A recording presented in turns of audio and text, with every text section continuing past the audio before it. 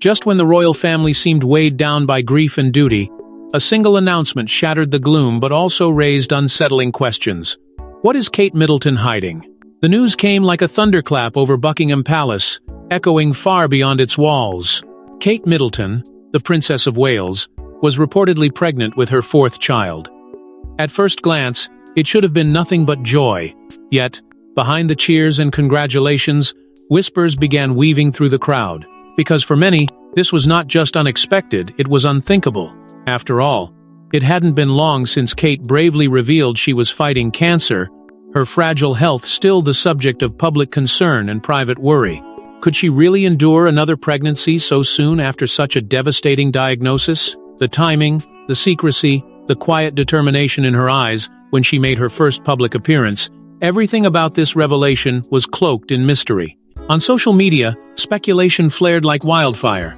Was it a boy or a girl? Would this new little royal mirror George's spirited mischief or Charlotte's quiet grace?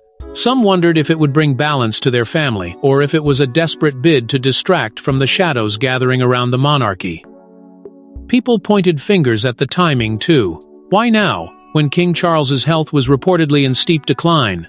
His own battle with cancer had already rattled the nation, casting doubt on the monarchy's future. And now, as he grew more frail by the day, Kate and William stepped forward with news that changed everything. Some saw it as a symbol of hope. Others questioned whether it was recklessness disguised as bravery. Yet beneath the surface of excitement, another question persisted. How had Kate managed to keep this secret from even the most relentless royal watchers? Photographers who tracked her every move, journalists who scrutinized every dress and expression, none of them had seen coming. Was this pregnancy planned or simply embraced when it came? Was it an act of defiance against the scrutiny? A quiet statement that life goes on despite sickness and scandal? The weight of expectation now fell squarely on her shoulders, and yet the woman at the center of the storm carried herself, as she always had, with an unshakable calm that only deepened the intrigue. People wondered if she could handle the same brutal morning sickness she suffered during previous pregnancies. Would she once again lean on the strange yet effective hypnobirthing techniques she once credited for seeing her through? And how much of her struggle this time would she choose to share? One thing was certain, this wasn't just another baby announcement. It was a declaration to the world, to the doubters, and perhaps to herself, that she would not let illness or circumstance define her. A choice that spoke not just of resilience, but of quiet rebellion against the roles she had been assigned. But to understand this shocking turn, we need to look back at how Kate rewrote the rulebook on royal motherhood, starting from her very first pregnancy. Kate was never content to simply smile for cameras with a baby in her arms. She made motherhood her own quiet revolution. For decades, royal births had followed the same rigid script ceremonial, cloaked in secrecy, and staged for the world's approval. Photographers camped outside hospitals, awaiting that perfect shot of mother and child, while behind closed doors the experience itself remained almost forbidden to discuss. No one spoke of pain. No one admitted to fear. Royal women were expected to endure in silence and emerge, polished and smiling, as if nothing had happened. But Kate chose to break that silence. She refused to let her journey into motherhood be just another carefully rehearsed spectacle. In 2020, she peeled back the curtain during a deeply candid conversation on Happy Mum, Happy Baby. Her voice was steady, but her words revealed the storm beneath her calm exterior. She admitted that pregnancy for her was not glowing or effortless. From the very start, carrying Prince George had been a brutal challenge. The palace may have projected images of bliss, but privately, Kate was battling a relentless sickness, hyperemesis gravidarum, that left her weak, frail, and constantly on edge. It was more than just morning sickness. This condition was cruel, stealing her strength, draining her spirit, and making even the simplest moments unbearable. Yet in her vulnerability, she also discovered her strength. During those dark months, she found something unexpected. A lifeline called hypnobirthing. At first, it sounded like something whimsical, perhaps even foolish.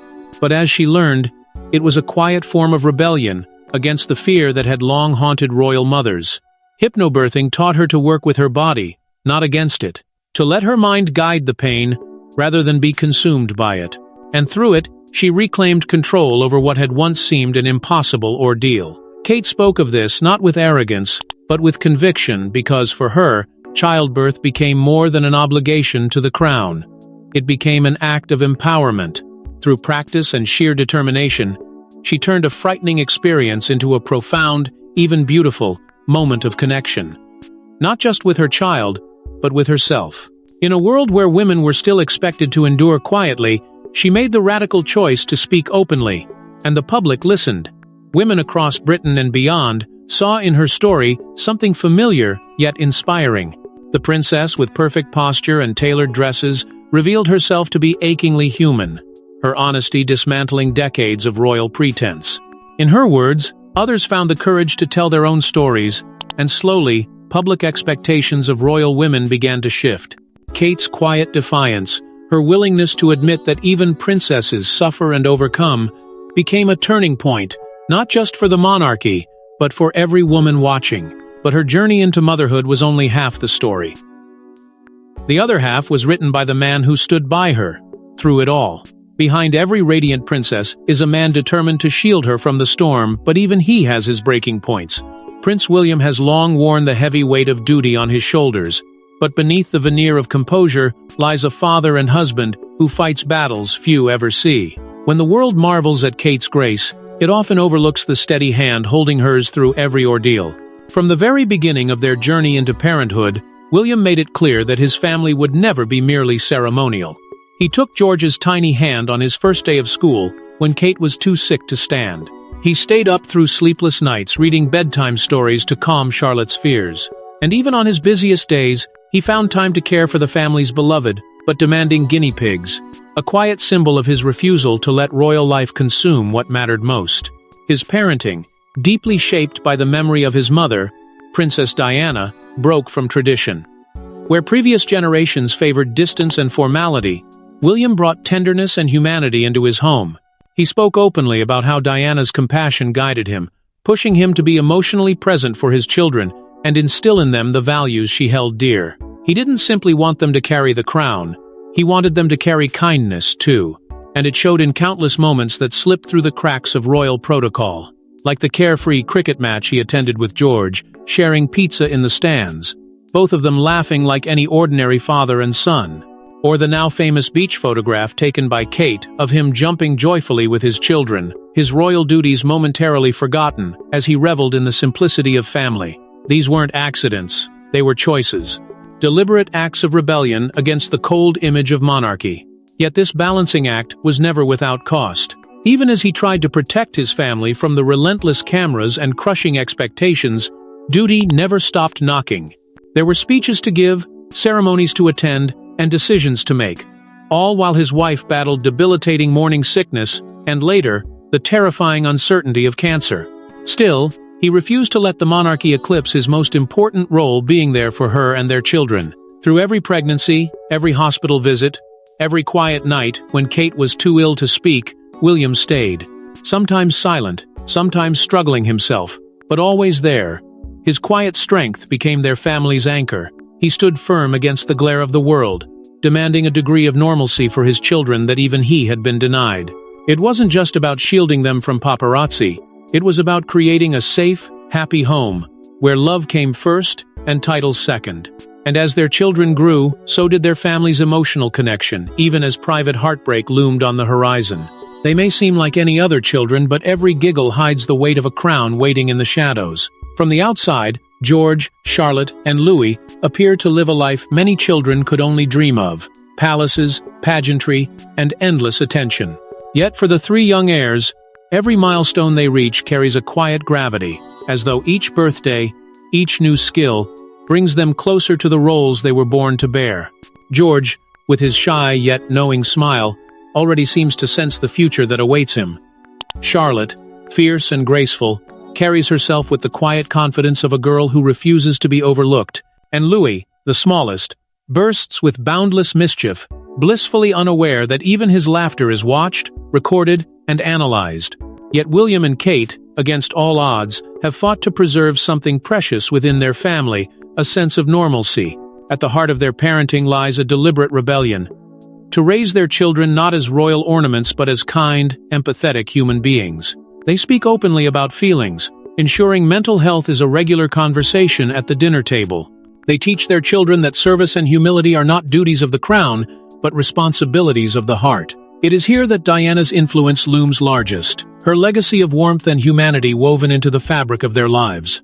William remembers what it felt like to have a mother who knelt to speak at his level, who took him to homeless shelters rather than just palace banquets, and who made him feel seen, even in the glare of the cameras.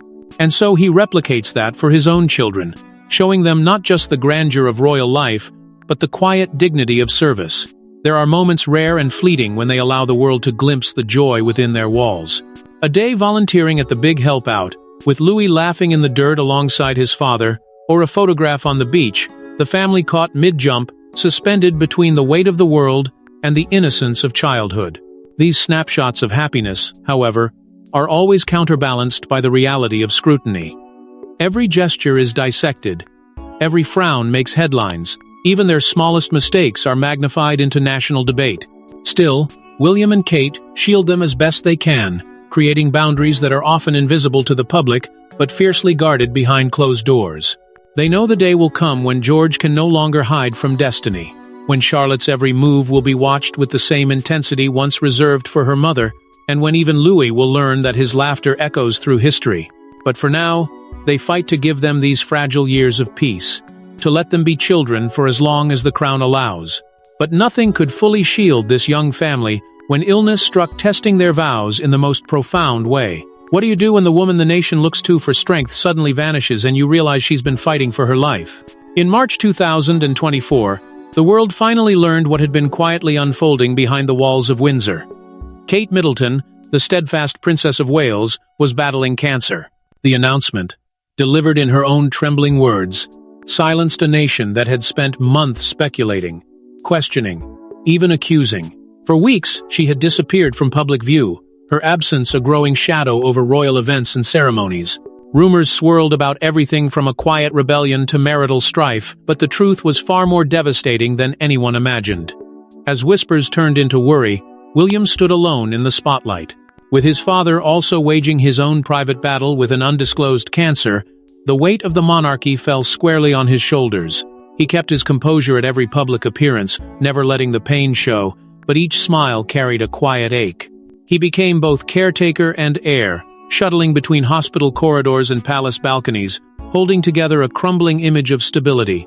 Every gesture, every word he uttered was scrutinized for cracks, for any hint that the burden was too much. Inside their home, the toll was brutal. The children, too young to fully understand but old enough to sense something was wrong, clung closer to him, their questions growing harder to answer. George's quiet watchfulness, Charlotte's brave little smiles, Louis's confusion all weighed heavily on him. Even in his darkest moments, William shielded them, determined to keep their childhood as untouched by grief as possible. But each night, once they were asleep, he would retreat into silence, carrying a fear he dared not name. And yet, through it all, public support began to pour in, steady and unwavering. Letters from strangers lined the gates, prayers whispered in church pews, banners of love hung in shop windows. The people who once dissected her every move now stood behind her, reminding the royal family that, beyond the headlines, humanity still reigned. Those small acts became their lifeline, proof that the world had not forgotten the woman who had given them so much grace. For William, each message was a reminder that they weren't fighting alone. And for Kate, even on her worst days, it was a quiet comfort to know that somewhere out there, millions of hearts beat in rhythm with her own. Together, they clung to those fragile threads of hope, refusing to let the darkness consume them. Then came a moment no one saw coming, her reappearance at Trooping the Color. When Kate finally stepped into the sunlight, the world stopped, and her smile said more than words ever could. For months, her absence had left an aching silence in the heart of the monarchy. Rumors had filled the void, each more unsettling than the last, as the public wondered if they would ever see her again.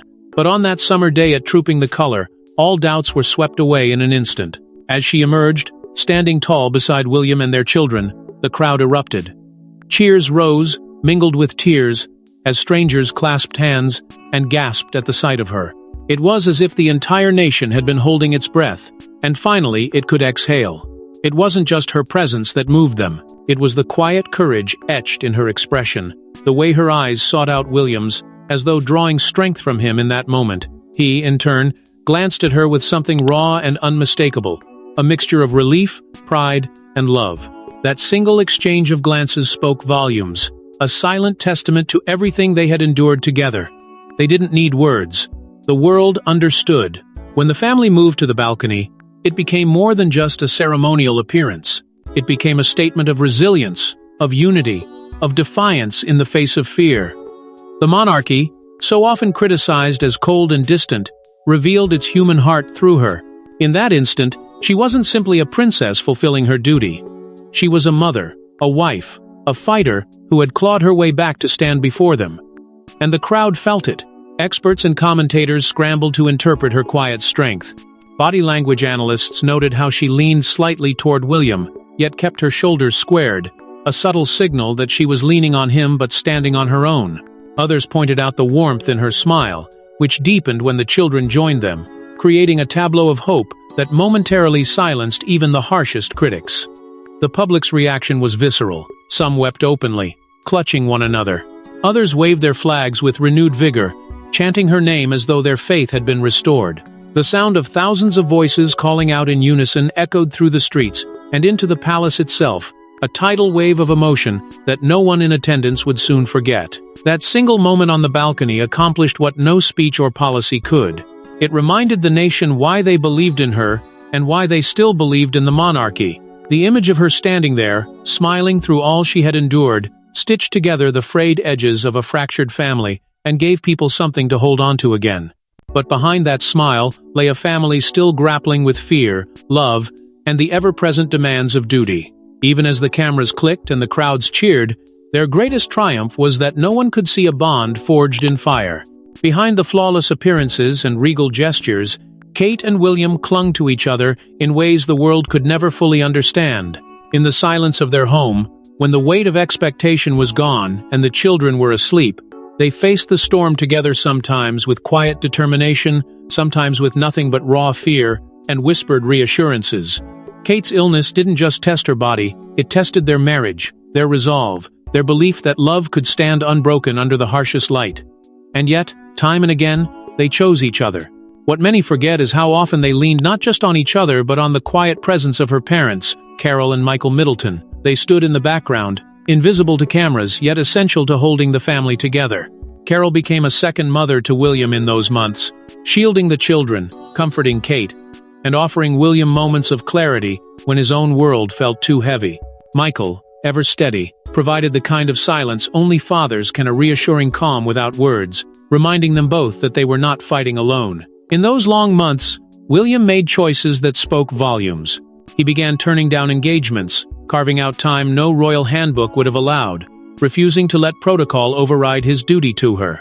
He skipped events, knowing the whispers would follow, because being there when she woke in the morning mattered more. And through all of it, they held on to the little moments, as though those ordinary flashes of love could eclipse the looming shadow of illness. At Ascot, when Carol's shoe caught in the grass, it was William who gently helped her regain her balance, their joined hands an unspoken acknowledgement of the battles they had already fought side by side. On Kate's birthday, he arranged surprises so quietly no one even knew, making sure that despite her fragile health, she felt cherished. And then came their 13th wedding anniversary, an occasion that could have felt hollow amid such adversity, yet it became instead a quiet celebration of everything they had endured. Every vow they spoke so many years ago, tested now beyond what either of them had imagined, still stood firm. It became clear, as the months wore on, that their shared suffering had only deepened what bound them. Theirs was no longer just a royal partnership or even a great romance. It was a union hardened by fire, unshaken by scandal or sickness.